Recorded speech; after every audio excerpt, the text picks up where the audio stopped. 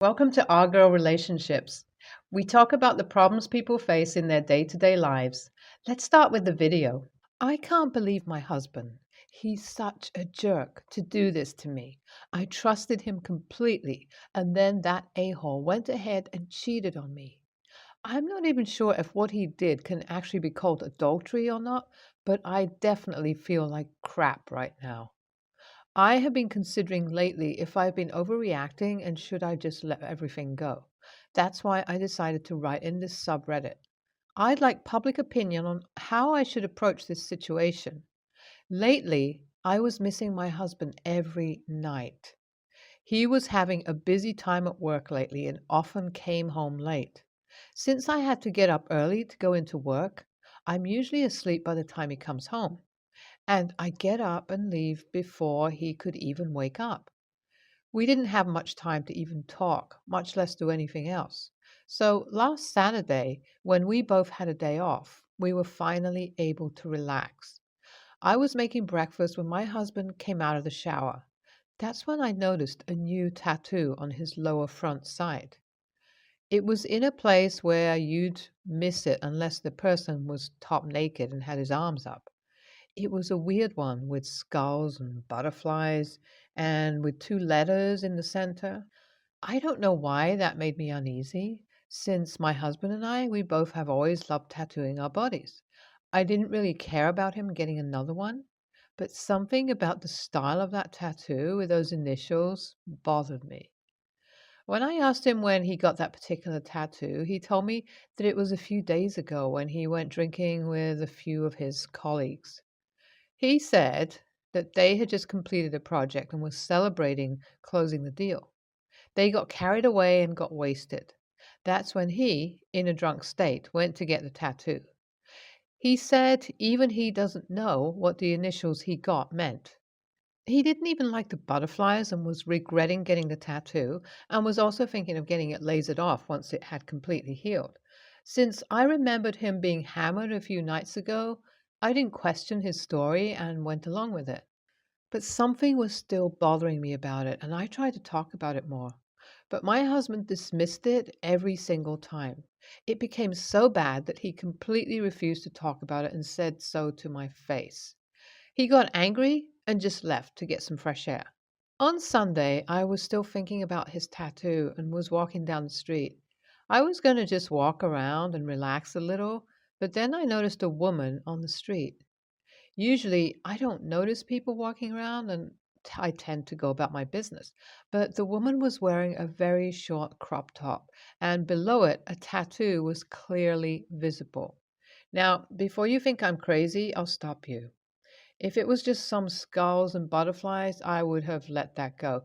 But I could clearly see the same initials that my husband had at the center of her tattoo, too. I approached the woman and casually showed interest in her tattoo. I tried to get her to talk about it. I asked her where she got it, and she told me she got it about a few days ago with her boyfriend. Now, that was very coincidental. I couldn't dismiss the uneasy feeling I had anymore. I had to ask her more about it. I told her that I really liked that too, and what do these initials mean? She said that those initials represent the nickname she and her boyfriend used for each other. She said she was going to get the actual name initials tattooed, but her boyfriend insisted on getting these. I laughed a little and asked her what her boyfriend's name was. The name she gave me was also my husband's name. I was shocked, and yet I saw it coming the moment I asked her about the tattoo. It was like the uneasy feeling I had was coming to reality. But I so desperately wanted to believe that my husband was innocent and that this was all a ridiculous coincidence that I asked the woman if she could confirm something for me. I opened my phone and showed her the picture of me and my husband and asked her if she recognized him. Even before she could say anything, her face revealed the truth.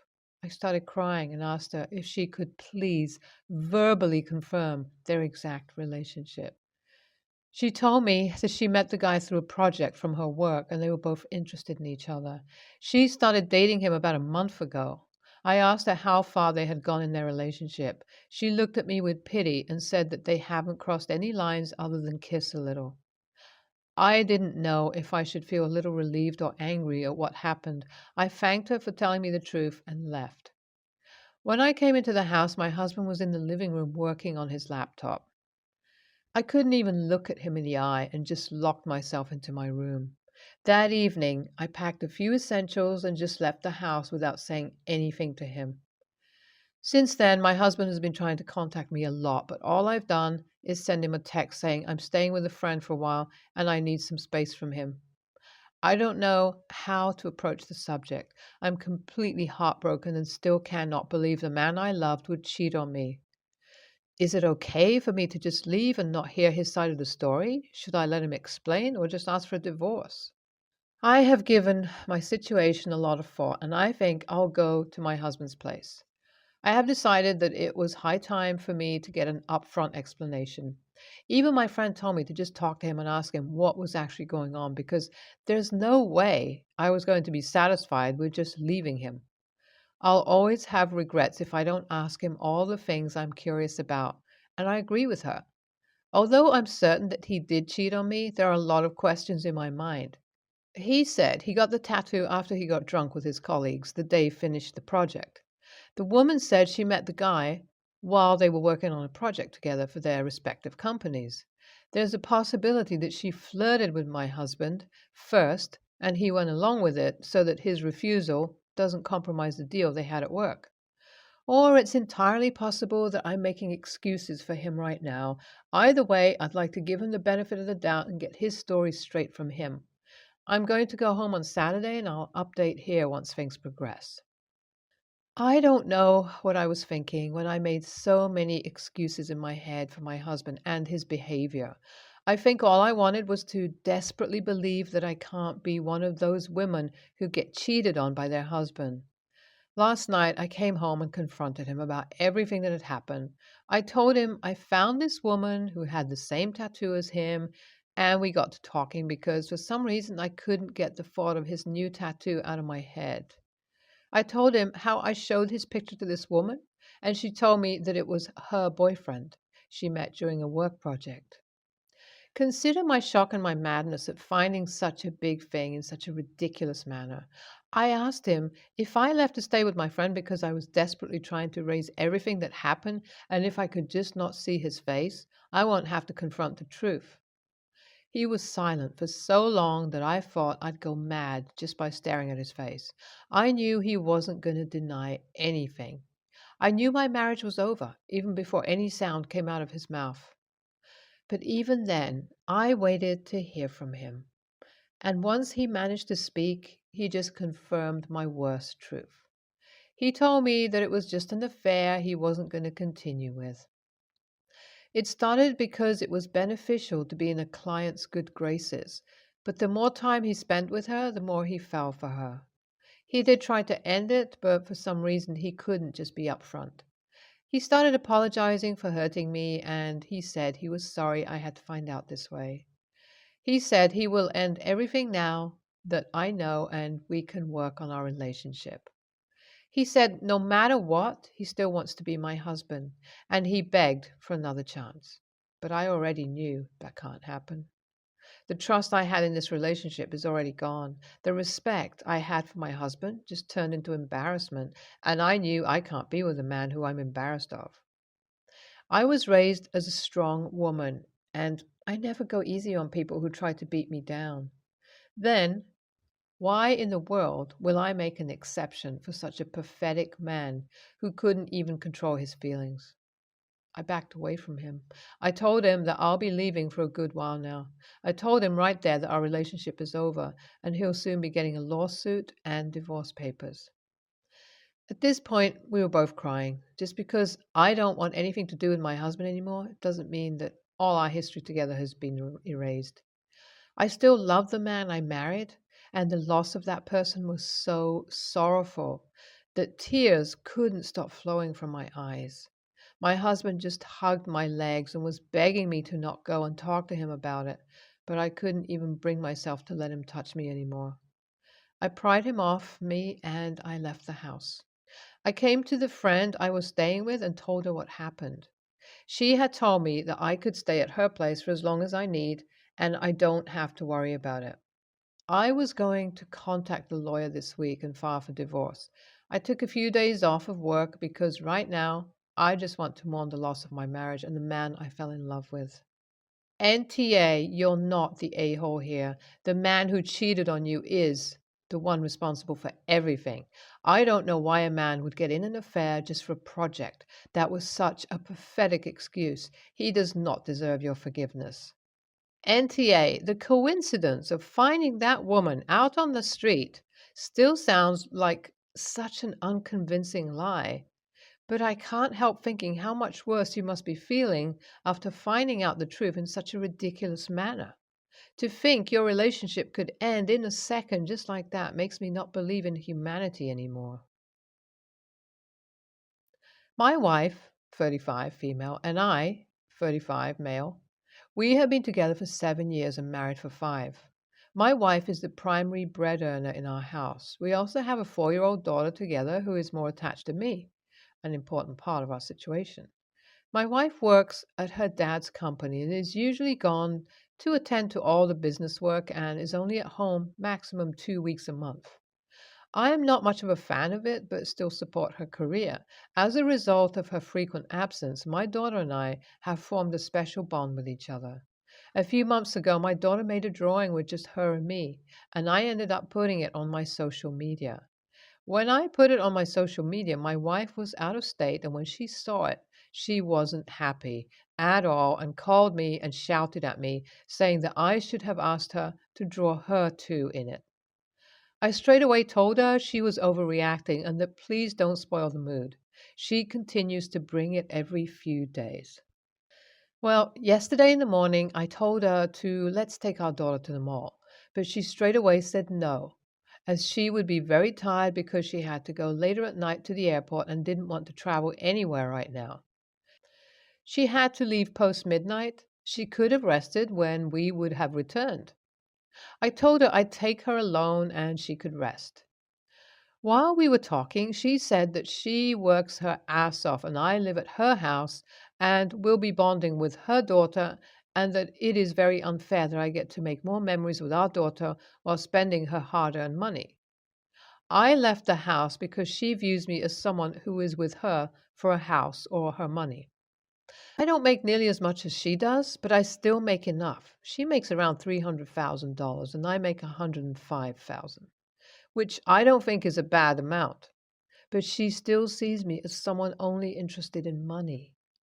After she said that, I left and said it was her house, and as I am not welcome, I left and went to my parents' house. Now she is calling me, saying I'm being an a-hole. I'm overreacting, and she's telling me to come back. AITA for leaving my wife's house when she told me she owns it and not me? Look, she made choices. This is the career path she wanted. Her relationship with your daughter is what she chose to make it. So that part of it, you're NTA. But this money business? Okay, does she normally make power plays like this? Granted, she's pulling in some serious green, but you're not doing badly either. Why this play for dominance? And why are you living in daddy's house when you're both making enough to buy a home of your own? Something is seriously wrong between the two of you, and I think your father in law has something to do with it. Do not leave your child in the middle of this. This will make her life hell, and both of you need to get out of daddy's house and into one of your own, far away from these power plays, which will destroy your family. Your NTA. NTA, right now she is upset that you're making the memories and she is being forgotten, literally. Your daughter made a drawing that mommy isn't in, and the day you left and left your daughter there, mommy dropped her off at her parents' house and went to work.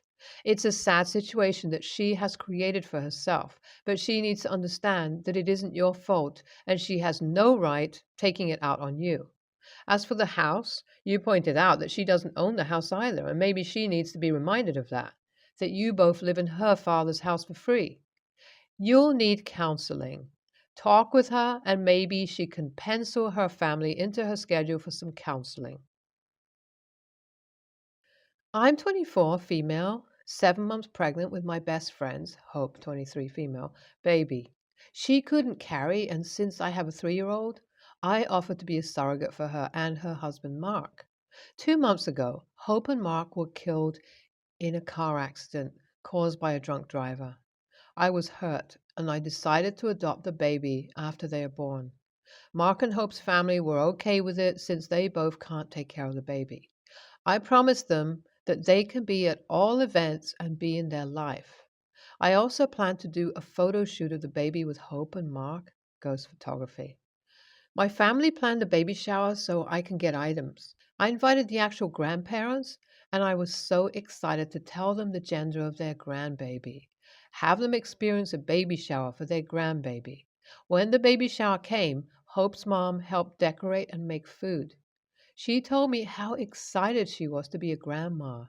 She talked about how wonderful Hope would be as a mom, and we talked about baby's future.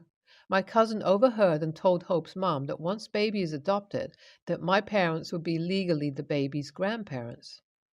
She went on how Hope is dead and we'll never know how Hope and Mark would be as parents because they're dead. Hope's mom started to cry, and I yelled at my cousin and kicked her out. I called her a bitch and told her to leave. She grabbed my aunt and left. After 2 weeks, she got her family involved, and my phone blew up, telling me to apologize because she was telling the truth. I refused, and now my mom's sister won't talk to her. My grandma told me and my cousin that we're causing a huge rift in the family. But am I the a-hole? Yes, this is legal. Hope and Mark were both only child in their family. They made plans in case something happens to them. I was put down as the next person to raise the baby. Social workers came to my home and made sure that my husband and I were stable. Not only financially stable, mentally stable. I was checked already before the journey. And if my home is safe. I was approved to adopt a baby. My husband and I went through everything to make sure that baby would be in our care. NTA, why are people cruel when kindness cost them nothing? This was a moment of joy for a grieving mother. Your cousin needed to be put in check. The statements were hurtful and uncalled for. Best to you. Continue to nurture good as you bring forth new life. NTA, I don't know how any family members could really side with someone who said such a cruel thing to a grieving mother and think that's acceptable. To me, that is something that is completely inexcusable and sounds like she said it specifically to be cruel and hurtful for whatever reason. Hope's mother is grieving the loss of her daughter and her sister in law, but that loss has been lessened a bit by knowing that a part of them will live on with the birth of their child to a person who was so close to them and generous to be a surrogate. To insinuate that she won't be a legal grandmother has to feel like another loss in potentially not being able to be close to her grandchild and open up a whole other flood of sadness. Then to add insult to injury by insinuating that no one would know if they would have been good parents? Does the cousin have some kind of grudge? That should have been a line that was never crossed. And I am so sorry your family is even entertaining the idea that somehow you're responsible for fighting in the family after that kind of fallout. People have cut off family for saying much less. I am really sorry you're going through this, and I hope that you stay close with Hope's mother and maybe remove some doubt by reiterating that she will still be grandma. You are bonded now for life with Hope's mother, both in the joy of the baby, but also the pain of both your losses. You have no blame here, and you did nothing wrong. As for your cousin, I do hope that she either has a wake up call about her appalling behavior or that your family realizes how out of line she was and they distance themselves from her.